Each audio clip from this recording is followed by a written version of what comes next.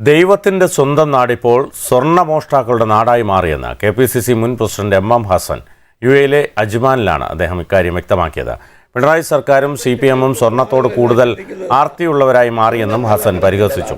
ഇൻഗാസ് UAE ഓണാഘോഷ വേദിയിൽ സംസാരിക്കുകയായിരുന്നു. ഇപ്പോ കേരളത്തെക്കുറിച്ച് കേൾക്കുമ്പോൾ ആളുകളെല്ലാം ചിന്തിക്കുന്നത് എന്താ? സ്വർണ്ണക്കള്ളക്കടത്തിൻ്റെതാണ്, സ്വർണ്ണ മോഷ്ടാക്കളുടേതാണ്. മോഷ്ടിച്ച് സാക്ഷാൽ ധർമ്മശാസ്താവിൻ്റെ സ്വർണ്ണപ്പാളി വരെ മോഷ്ടിച്ചു.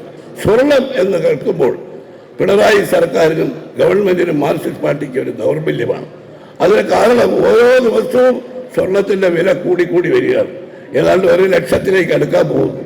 അതുകൊണ്ട് ഈ സ്വർണ്ണ കവർച്ചക്കാരിൽ നിന്ന്, സ്വർണ്ണ മോഷണക്കാരിൽ നിന്ന് കേരളത്തിലെ ജനങ്ങളെ കൊള്ളയടിച്ച് ദാരിദ്ര്യവും കഷ്ടപ്പാടും തൊഴിലില്ലായ്മയും ഉണ്ടാക്കി ജനദ്രോഹം നടത്തിയ ഭരണത്തിൽ നിന്ന് മോചനം നേടാൻ വാസ്തവത്തിൽ അതാണ് ഇവിടെ പ്രതിപക്ഷ നേതാവും ബഹുമാനപ്പെട്ട തങ്ങളും പ്രസിഡന്റും എല്ലാം പറഞ്ഞത്. നമുക്കൊറ്റക്കെട്ടായി ജനങ്ങൾ ഇവരെ അധികാരത്തിൽ നിന്ന് ചവിട്ടി പുറത്താക്കാൻ തയ്യാറായി നിൽക്കുകയാണ്.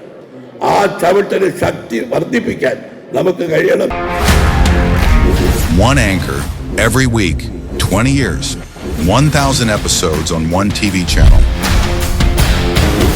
Middle East This Week, an Elvis Chumar TV show. Exclusively on Jai Hind TV. Stay tuned for the 1,000 countdown.